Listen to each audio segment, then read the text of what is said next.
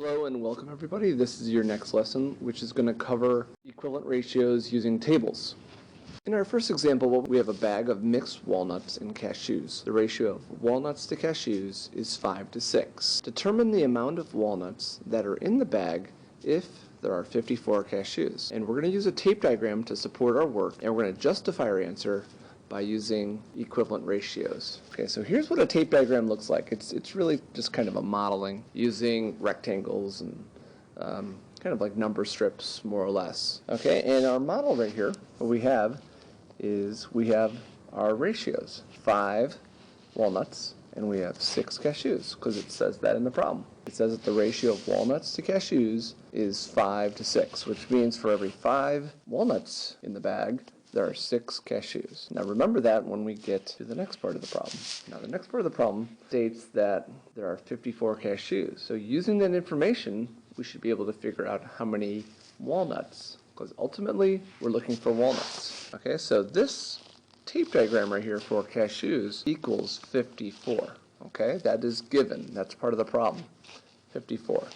So what we need to do is we need to figure out what each one of these parts equals. So what we have is we have this tape diagram broken up into 6 parts. And if it's broken up into 6 parts and we know that all of them together equal 54, what does one part equal? So if we want to figure that out, I'm just going to erase my work here.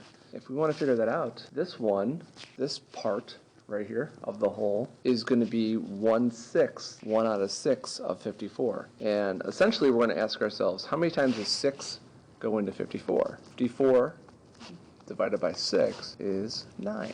So this equals 9, this equals 9, this part equals 9, all the way to the end of the tape diagram.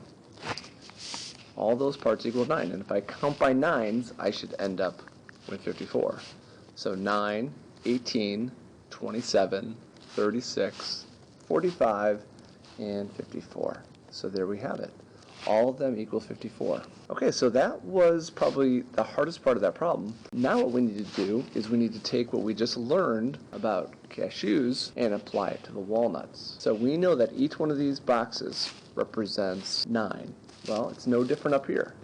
This box represents 9 as well. All these boxes represent 9. And then how many are in this tape diagram? Looks like there's 5 9s, and 5 times 9 is 45. So there's the answer. The answer is 45 walnuts. And we got it.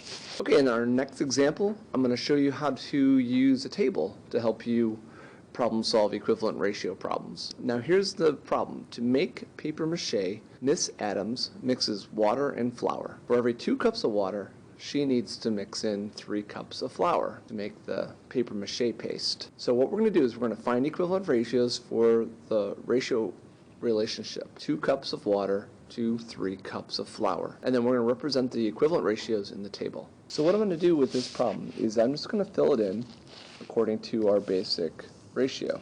2 cups of water to 3 cups of flour. So for every 2 cups of water, there are 3 cups of flour. Now I'm just going to follow that pattern. So if I multiply 2 times 2, we get 4. And then what's 3 times 2? What's 6? And what's 2 times 3? That gives us 6. 3 times 3 is 9. 2 times 4 is 8. And 3 times 4 is 12. 2 times 5 is 10, and 3 times 5 is 15. So what we did in this problem was, we don't necessarily have a problem that we have to find. All I'm asking you to do is make a ratio table right here. And if we take all these ratios, 2 to 3, well, besides 2 to 3, if we were to take all these ratios, 4 to 6, that comes out to 2 to 3. 6 to 9 also comes out to 2 to 3.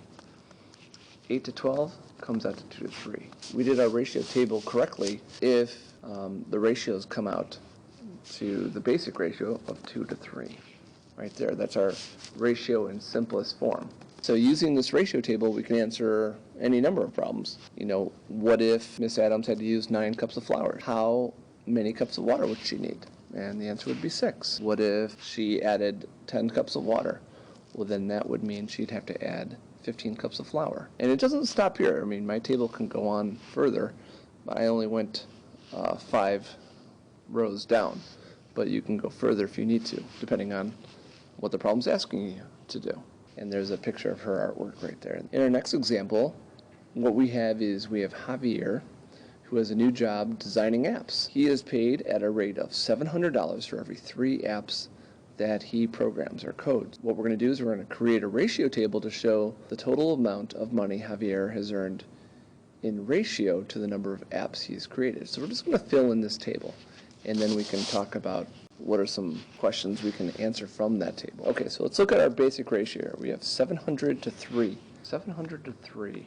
One thing I might want to do before I start filling this out is making sure that I cannot reduce that any further. Does 700 to 3 reduce at all? And actually it doesn't, because the only number that you can divide into 3 is 3. And if you check on your calculator, 3 does not divide into 700. Believe it or not, what we have is a ratio in lowest terms, 700 to 3. I'm going to put the 3 there, and then I'm going to put 700 here. And then I'm just going to follow that. I'm going to follow that pattern. This part of my table is going to follow a pattern of 3s. So 3, 6, 9, 12, 15, 18, 21, and 24. These are all multiples of 3 in order. 3 times 1, 3 times 2, 3 times 3, times 4, times 5, times 6, 7 times 8. All right, and I'm going to follow a similar progression down here with total money earned, but instead of going by 3s, we're going to go by 700. So 700 times 2 is 1,400. 700 times 3 is 2,100. 700 times 4 is 2,800. Times 5 is 3,500. I'm going to get 4,200 here, 4,900, and then 5,600. So now we can answer any number of questions. Again, there really isn't a specific problem here that I'm asking, except for you just to be able to look at this table and be able to answer any number of questions. You know, what if Javier earned $3,500? How many apps did he make? And you just have to look up here and go, oh yeah, he made 15 apps. Javier might be asking himself, well, what if I make 24? If I make 24 apps, how much money am I going to make? And then he can just look at his table and say, oh, I make $5,600. So just by making this table, we have just a whole number of equivalent ratios. And just remember, just so you know, all these ratios reduced to 700 to 3. They all reduce the same way, 700 to 3 or 3 to 700. It wasn't really specified exactly how you have to relate it, but 3 apps for every $700 earned, or $700 earned for every 3 apps.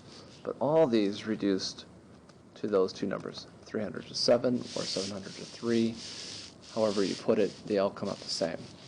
So that does it for using tables to find equivalent ratios. It's a pretty simple thing to do. It's kind of just looking at patterns and following those patterns throughout. That does it. Everyone have a great night. I'll see you tomorrow.